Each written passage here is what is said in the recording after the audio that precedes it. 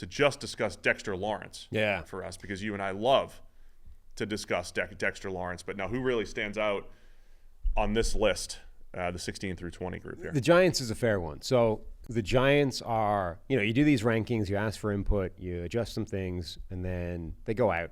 The dust settles. You look at your rankings again, you're like, don't love that one. The Giants are that team this year where, okay, if you look at the rankings, particularly the top of the rankings, we'll get there later, I do give quite a lot of, I think a single transcendent elite player can take you quite a long way. And most of or a lot of the lines at the top of this rankings are propelled that far simply because of one superstar. The Giants have that in Dexter Lawrence. Now, it's not maybe as obvious as those edge rushers who are going to get, are going to be chasing the sack record every single year. But we talked about him a lot on this show already. Dexter Lawrence is one of one. The stuff he's doing as a true nose tackle. So the defenses are different than they were 20 years ago when Vince Wilfork was just sitting on top of the center every play and, collapsing the pocket and two-gapping and all that kind of stuff. It's not the same system. It's not the same goal even from a defensive line or from a defensive scheme point of view. But Dexter Lawrence is playing that alignment more than anybody else in the NFL. He is playing a true nose tackle alignment, either head up over the center or over one of his shoulders, shaded to either side of him. Let me just jump in and add some color to that too. Just a way to maybe picture this if you're at home. The closer you are to the center, the harder it is to get pressure. Okay, the further you get away from center, the easier it is. Just from a percentage basis, you're going to get more pressure, more wins.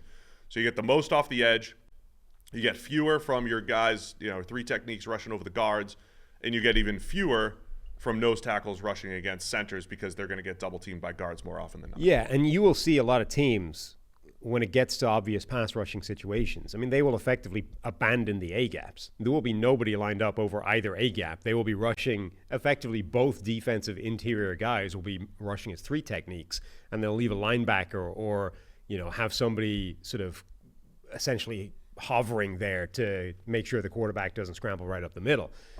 The Giants, on the other hand, are leaving Dexter Lawrence lined up as a nose tackle because he's so good at getting pressure from that interior alignment. And he's the only guy in the NFL that's able to do that at a high level.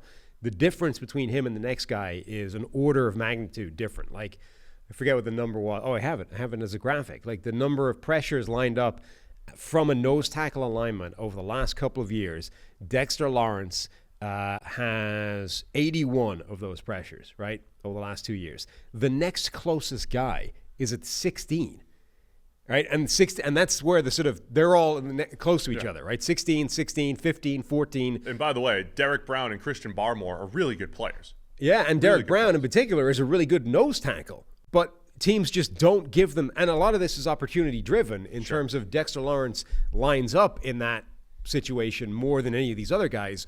But it's because you can't line up at nose tackle and get that volume of pressure. He's the one guy that can. There are nose tackles that have a comparable amount of snaps lined up as a true nose tackle to Dexter Lawrence, but they're not the same guys on this list, right? They're just guys like, Tommy Togiai, who line up at nose tackle but have zero ability to generate any kind of pressure. They're just there to stuff the run. Lawrence is able to line up inside and get pressure from that alignment. It is literally unique in today's NFL. So what I'm saying is he should propel you quite a long way up rankings all by himself.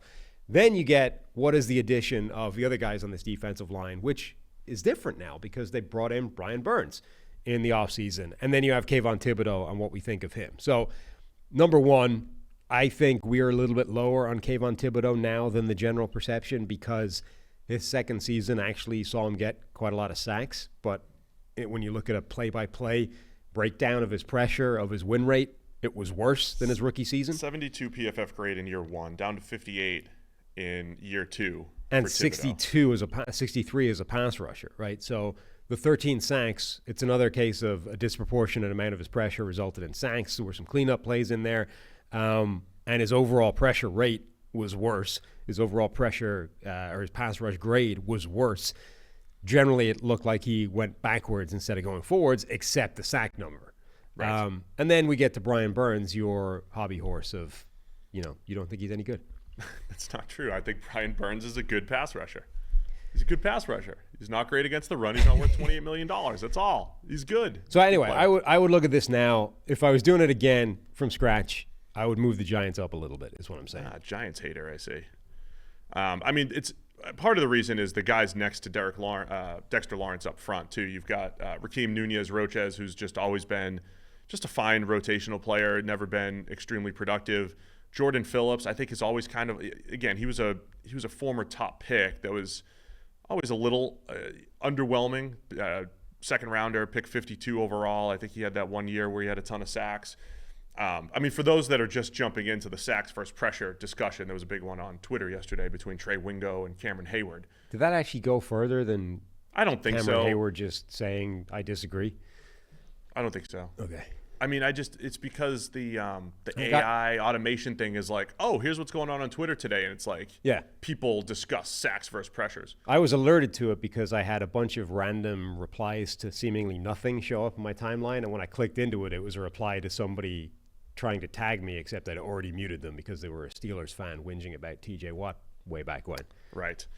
I mean, so we've been fighting this fight for over 10 years now, but like Jordan Phillips is one of those guys who had one of those years. He had 9.5 sacks by NFL measures, 10 by us in 2019.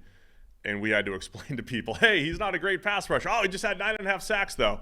And since then, he's had 2, 3, 1.5, and 3.5, right? I mean, those are the examples that we have through the years for why you look at the pass rush grade, not the sacks. Yeah, well, my point on Phillips is he's a 330-pound, more than that, monster that's never really been a great player. So the interior around Dexter Lawrence isn't great, but Burns and Thibodeau have great potential off the edge. That's why the Giants are where they are. Let's try and answer the Cameron Hayward thing in 90 seconds and sum it up, right? I'll do it. Nobody is saying that on an individual per play basis. Like he was correct, right? He said sacks are better Read what than they said. I can give you the 90-second. Well, he had two tweets. He had the one replying to Trey Wingo, and then he had the one that he posted in isolation. The one that he posted in isolation is entirely correct, albeit extremely reductive, where he says sacks are greater than pressures, are greater than no pressures. On a per-play basis, that is 100% true. You want a sack. It has the highest negative EPA per play for the offense. The next highest is the pressure. The next highest is no pressure whatsoever, right?